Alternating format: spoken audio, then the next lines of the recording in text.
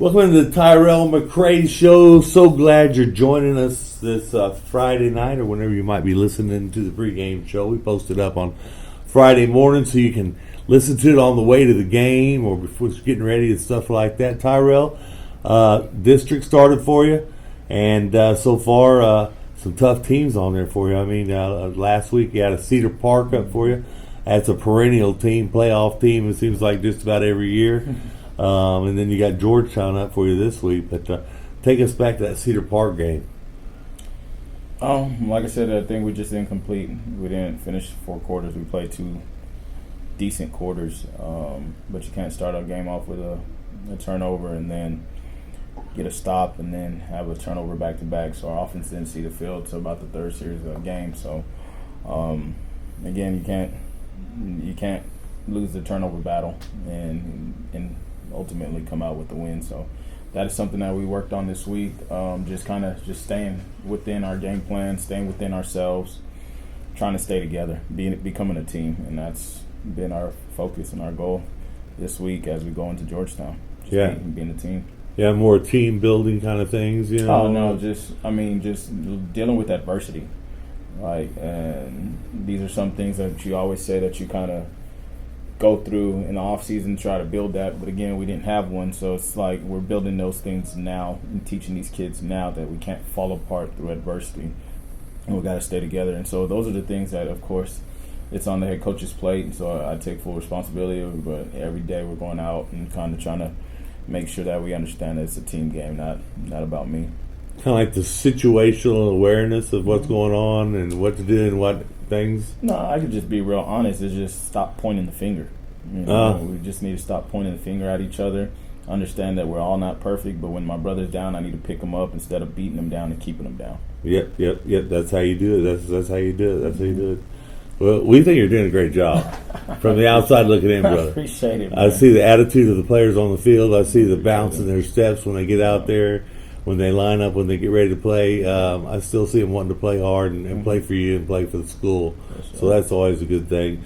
But Cedar Park, that's a tough squad. And like you said, you can't spot anybody 14 points and expect to win a ball game. But Georgetown has been good, and they've been bad, and now they're good again, it seems like. So that's another tough team for you in this district. People think y'all got the easy district. Ellison got the easy district to be in.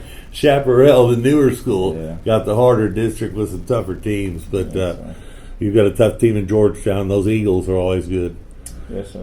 They look good on film. Again, we just, like I said, we got a great game plan for them. We just got to go execute and stay together. That's going to be our biggest thing. I could care less who we play. I don't even know who we play next because, again, it's 1 week at a time. But our biggest goal is kind of just stay within ourselves because we have the talent to play with these teams. And it showed whenever we fumbled the ball on the 10 and forced them to a field goal instead of a touchdown. Like, we have the bodies out there. We have the players. We just have to build the mindset, and that's what we're working on right now. Yeah, you walked into I won't say a program that was in shambles in any way, but no. But it was a team you had to switch the mentality from because what the offense they were running, the defense they were running, you had to come in with a brand new playbook and say, "Hey kids, forget everything you've learned the past 2 years. This is what we're doing now." Yeah. So now you're 4 or 5 games in, you're seeing it.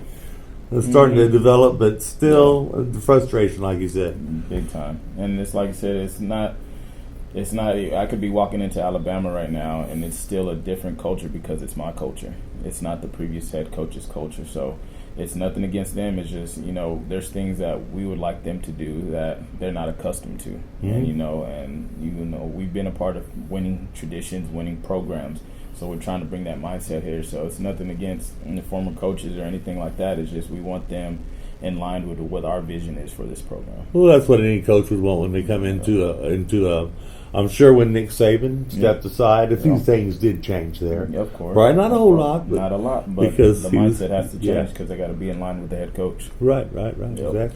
Well, like I said, we think you're doing a good job out here. Talk about some of your kids that have kind of made an impact on us so far for the offense and defense for the Bobcats. Well, right now, offensively, like I said, we're still trying to find our our bearings, still trying to find our footing, going from under center to spread.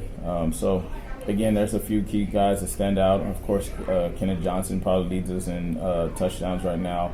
But, I mean, you have Amon Tolliver, you have David Arthur, you got our quarterback battle, which, it's been good to see. I'm waiting for one of them to take over, but I love the competition that they're battling every day, and they're basically in each other's ears all the time, being good teammates, and that's something I truly appreciate it. With Bryson Coleman being the sophomore, and then Kylan Moses being the senior.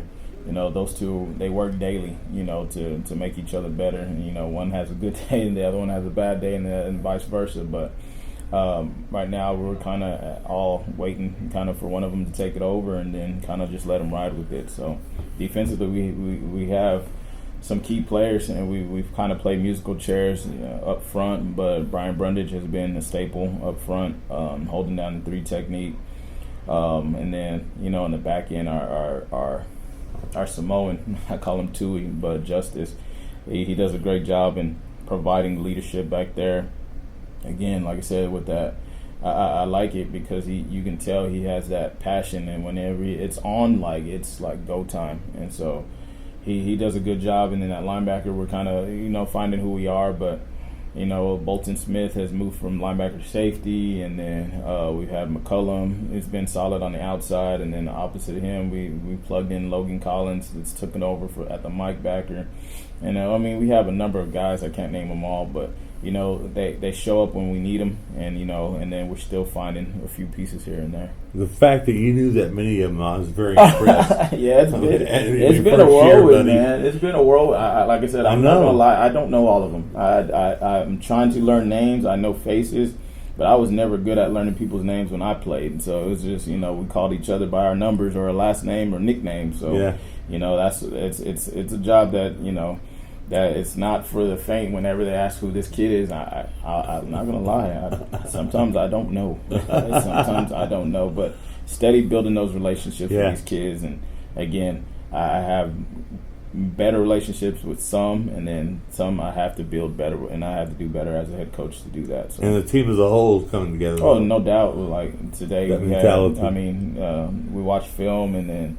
We were able to get them all together in a room, enjoy some pizza, watch some film, and, just break bread with each other. And so those are kind of things that we're trying to build off that people don't see. Mm-hmm. And so we're doing that in these buildings, in these 4 walls.